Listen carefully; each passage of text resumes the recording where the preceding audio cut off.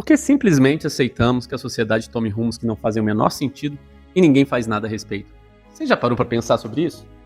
Se já parou, vê esse vídeo, que ele pode te surpreender. Bom, eu acho que eu não preciso te convencer muito que tá todo mundo meio pessimista, pelo menos preocupado com o futuro. Afinal, a gente está vivendo na era da automação dos empregos, no mesmo tempo que a gente atinge o maior nível de concentração de riqueza e desigualdade. E do outro lado, vemos um governo que mal consegue pagar suas contas e que já falou que ninguém da nossa geração precisa esperar a previdência. Então a aposentadoria é por sua conta. E no mundo? No mundo, a gente tem nenhum progresso sobre as questões climáticas, que a ONU tratava como urgência global. E se tem alguma coisa de clima, é clima de guerra no ar. Parece que os países desenvolvidos estão querendo seguir nosso exemplo e virar subdesenvolvido, é uma nova tendência.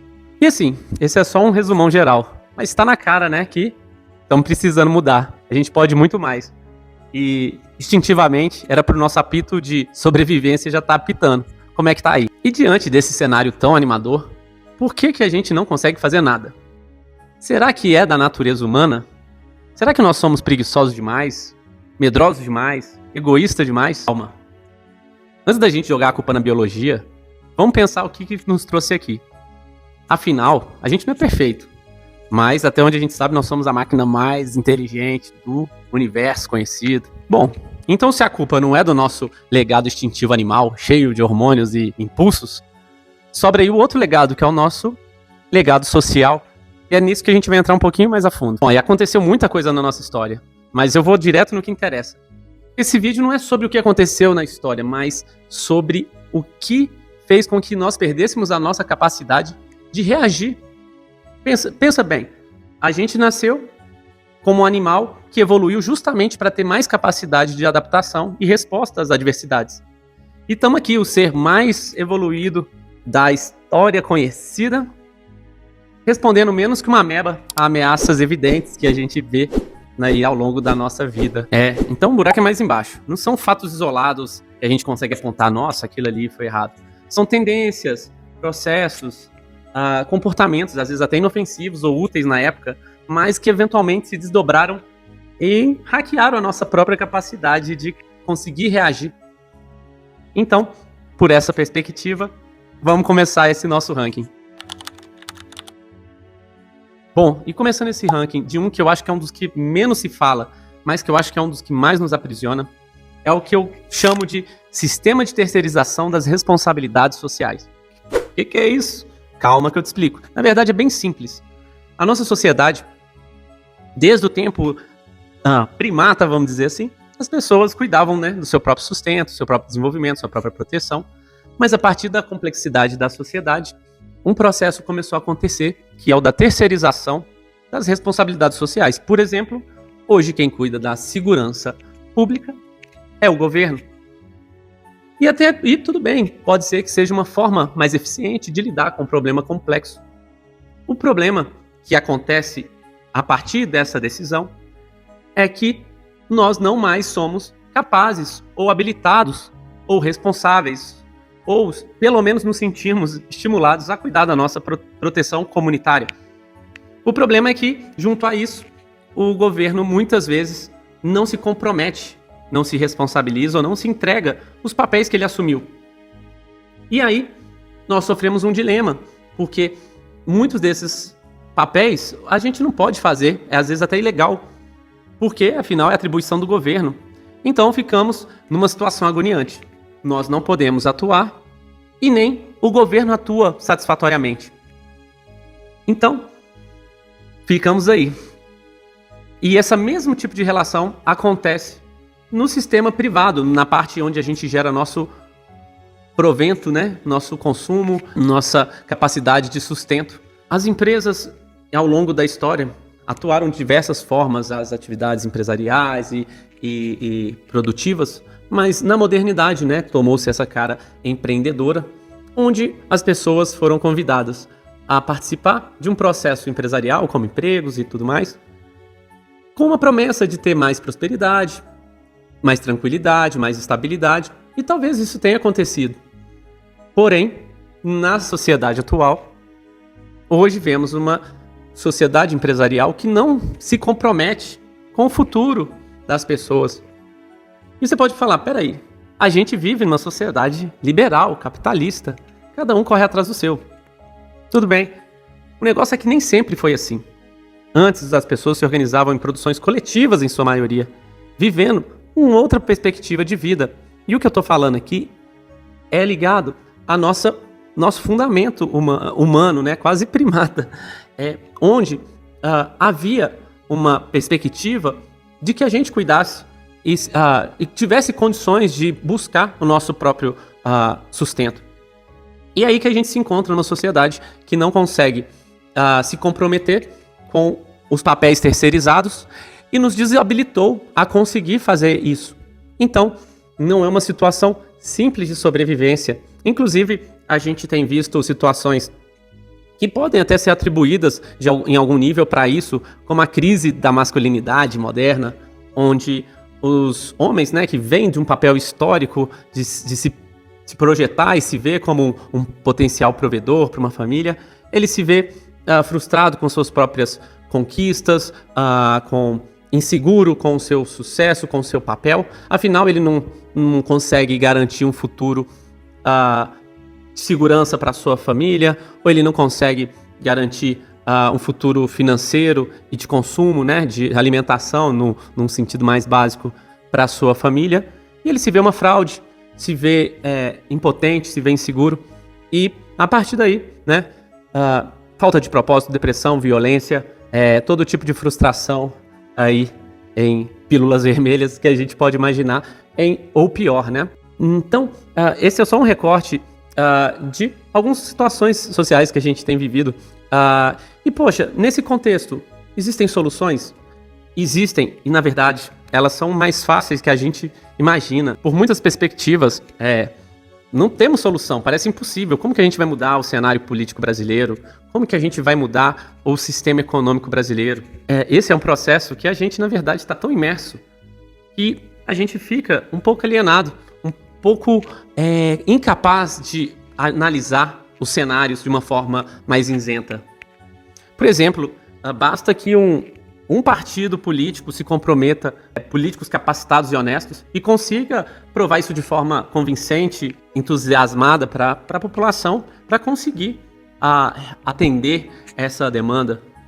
No lado empresarial, basta que as pessoas façam uma espécie de vaquinha para financiar novas empresas que terão cotas de participação pulverizada, coletiva, seguindo toda a cultura capitalista liberal, e que vão ter maior taxa de sucesso, porque são as pessoas que movem a empresa através do seu consumo, e a partir daí passarem a ter dividendos dos resultados dessas empresas, como uma receita complementar, diferente do mecanismo que hoje concentra riquezas através dos lucros, que se concentram em poucas famílias. Basta, por exemplo, a gente conseguir que políticos sejam responsabilizados pelas promessas que fazem, pelos indicadores de eficiência que se comprometem, que são básicos na sua atuação de gestão. Então, as possibilidades que parecem distantes, na verdade, elas estão bem aí. Basta a gente conseguir promover com que aconteça. O negócio é que existe um outro sistema que tem nos afastado sequer da perspectiva de acreditar ou de almejar, projetar soluções de uma forma estruturada. Na verdade, 2 sistemas. O primeiro deles é o sistema da alienação crítica, que se contrapõe à complexidade social que a gente vive. O que é isso? Hoje, é fato, a sociedade não é tão mais simples, as soluções não são tão óbvias. Existem interesses que eles chamam de difusos, né? Que nenhum dos lados está certo ou errado, cada um está defendendo o seu.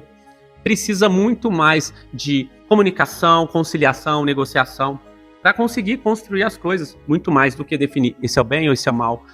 Porém, a gente tem vivido numa sociedade onde as capacidades críticas têm sido menos fomentadas ou menos valorizadas, apesar, né, de vivermos na época da hiperinformação.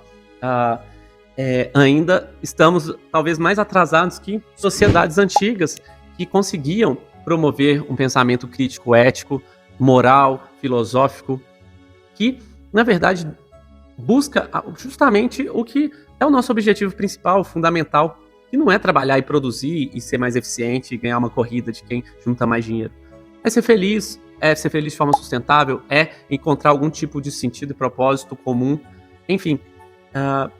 Mas isso às vezes parece até tolo, e é essa que é a distopia que a gente vive hoje. As coisas que são óbvias, mesmo com a gente sendo super inteligente, passam batido, porque vivemos em um processo que tem sistematicamente nos alienado. E não é a culpa de um ou de outro, é na verdade de um sistema que se retroalimenta em várias perspectivas. Às vezes algum conteúdo está saindo ali da escola para evitar uma polêmica, e por aí vai. Eu não quero polemizar muito nisso, mas de fato a nossa educação está empobrecendo nesse tipo de fomento, e resta, né, o fomento do pensamento crítico ser buscado fora do ensino formal. Apesar que no ensino formal você está estudando uma matéria geopolítica e ter dados estatísticos sobre quantas pessoas sofreram em um lugar e ter um pensamento crítico é algo que é uma espécie de ciência. Não existe uma distorção ideológica nisso. Existe a percepção do fato a partir de uma percepção comum da convenção humana, que é buscar a sustentabilidade da existência comum. Bom, mas aí a gente vai para a cultura, a nossa cultura pop, que de fato tenta fomentar alguns símbolos que eram para promover essa indignação, né? Se a gente for ver, quase todo filme tem uma história de herói. Nosso próprio fundamento religioso, o cristianismo, tem uma figura que é Jesus Cristo, que ela é muito forte na inspiração de uma atividade ligada à transformação social, de um ativismo, não contentamento, né? Porém, assim como Jesus, assim como são os heróis, a jornada sempre tem uma cara muito ligada a sacrifício, muito ligada a dominar virtudes que são, às vezes, extra-humanas, né? Ou ele tem que ser muito capaz disso, muito inteligente, muito forte, ter superpoderes, o que afasta um pouco, talvez, a percepção das pessoas normais que só querem uma vida com propósito, honrada, voltada a objetivos comuns, mas que esse tipo de inspiração não está nessa mídia comum. Essa é uma especulação que eu faço do porquê, talvez, a nossa cultura popular, por mais que fomente alguns valores bacanas que a gente compartilha e que parecem estar alinhados a um pensamento de desenvolvimento sustentável comum, ainda não consegue fazer com que as pessoas estejam plenamente ativas em processos de transformação, seja numa política mais propositiva no desenvolvimento da sociedade, na colaboração, na resolução dos problemas econômicos, no resgate das pessoas, enfim. Apesar de tudo isso, acontecem, né, pessoas que se inspiram, afinal a realidade está aí, né? Muitas vezes jovens que passam por uma jornada baseada muito ainda na inocência, né, no cérebro protegido de traumas da vida e a neuroplasticidade ativa, porém chegam no começo da vida adulta, na universidade, e acabam entrando em processos empresariais, na corrida do ouro para tentar ganhar dinheiro e tudo mais, e se perdem.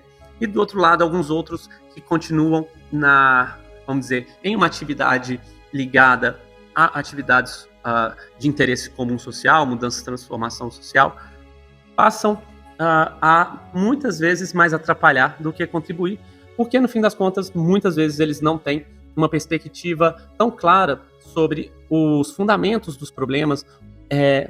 Então, eles têm a indignação, têm a vontade, mas acabam não tendo a perspectiva correta sobre onde atuar, qual resultado atingir. Então, podem buscar, por exemplo, o seu malvado favorito, né? Criar um inimigo específico, que pode ter algum mérito nisso, mas provavelmente o problema é muito mais complexo, e passam a perseguir algum tema, fazer cultura do ódio, mas compromisso real com a transformação social não acontece. E no fim das contas, ocupando um papel que outras pessoas sentem que está ocupado, ele faz um desserviço. Então é sempre bom a gente não esquecer que nosso comportamento social e nossa capacidade de reação está realmente conectada com a nossa cultura, com a forma como a gente evoluiu, com o que parece legal, com o que parece chato, o que parece improvável, com o que as pessoas estão falando. Porém, a gente tem que conseguir vencer isso.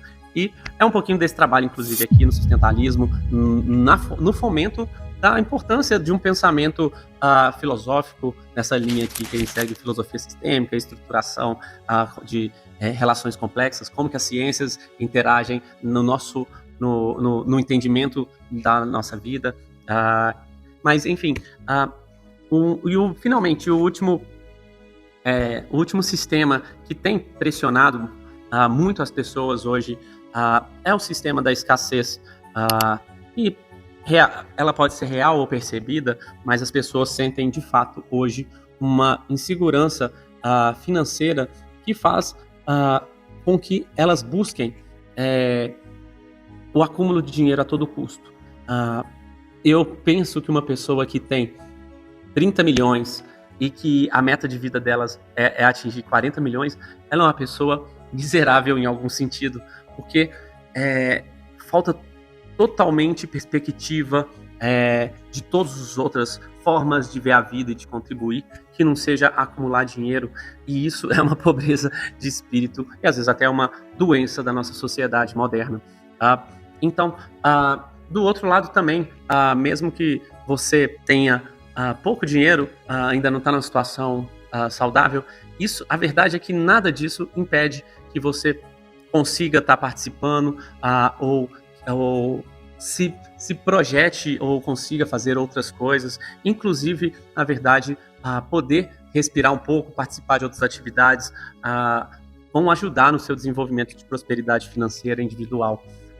Porém, né, com esse senso de escassez vem também alguns modismos, por exemplo, a própria percepção do tolo, né? Esse menino aqui que está falando sobre coisas que parecem que são improváveis, ele está gastando o tempo dele, o tempo que ele poderia estar ali almejando sucesso no mundo onde é cada um por si, onde os fracos não têm vez, que é um tanto de besteira. Simplesmente as pessoas preferem ser céticas, cínicas, ligadas a essa pressão que conecta tudo, né? Veio de um sistema que terceirizou responsabilidades, aí dali as pessoas passaram a se preocupar menos, né, em entender o mundo e fugir das coisas, né, e se alienar, às vezes de forma inconsciente pela falta de acesso a estímulos educacionais, e aí vem a pressão do capital, que faz com que a gente se sinta o tempo todo atrasado. E aí sim vem o último fator que, de fato, ele é biológico, é o nosso legado biológico, que é como lidar com esses fatores sociais, porque, de fato, a minha conclusão é que nós temos toda a condição de responder a essas situações.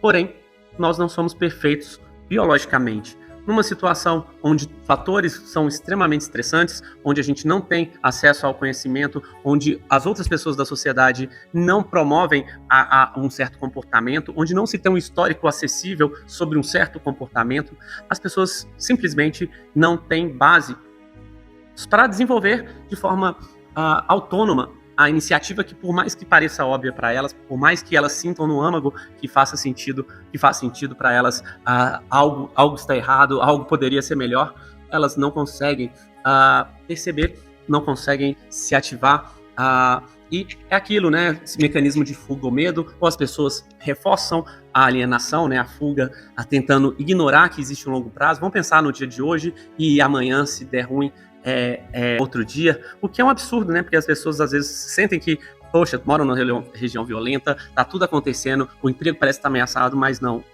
É só confiar, porque as coisas vão dar certo e ela talvez só vai descobrir que ela poderia ter atuado antes, tarde demais. Ou do outro lado, né, a gente vê o mecanismo de luta do nosso legado biológico, onde as pessoas começam a tentar achar culpados e para o ódio e para a violência, inclusive contrapartes que não fazem parte disso, né? Então esse é um processo que a gente precisa estar pensando de uma forma estruturada para como resolver, porque todas essas frentes, né, existem respostas, existem alternativas, existem caminhos que são fáceis, desde que a gente consiga promover um ambiente de inovação social, de projeção, de testes, de validação, como a vida faz na sua evolução, como a academia faz na busca da pesquisa científica. Porém, a gente hoje vive um sistema econômico e social que toda escolha tem que ser certa, onde a gente não pode estar buscando alternativas, testando, discutindo. Isso precisa mudar. Então, esse vídeo aqui é para fomentar você, para estimular você, para te provocar a ser mais ativo, a participar, a pensar que não é sobre se sacrificar, não é sobre se dar mal, é justamente o contrário. É sobre encontrar propósito, é sobre se resgatar e se reconhecer como aquele indivíduo que era capaz de prover e buscar o futuro da sua comunidade, do seu sustento.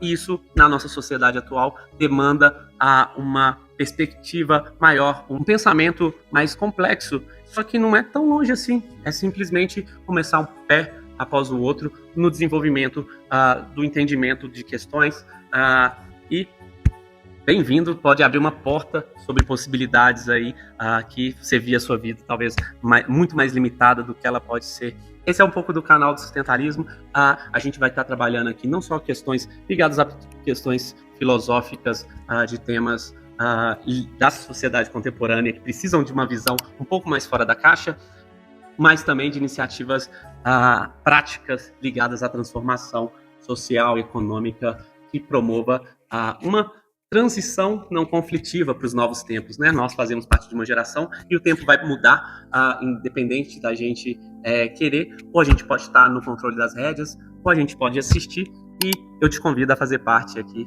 dessa transformação. Um prazer, até a próxima, segue o canal aí para a gente ir interagindo mais, fica à vontade para comentar, detonar, sugerir, esse é só o começo. Te vejo na próxima, abraço.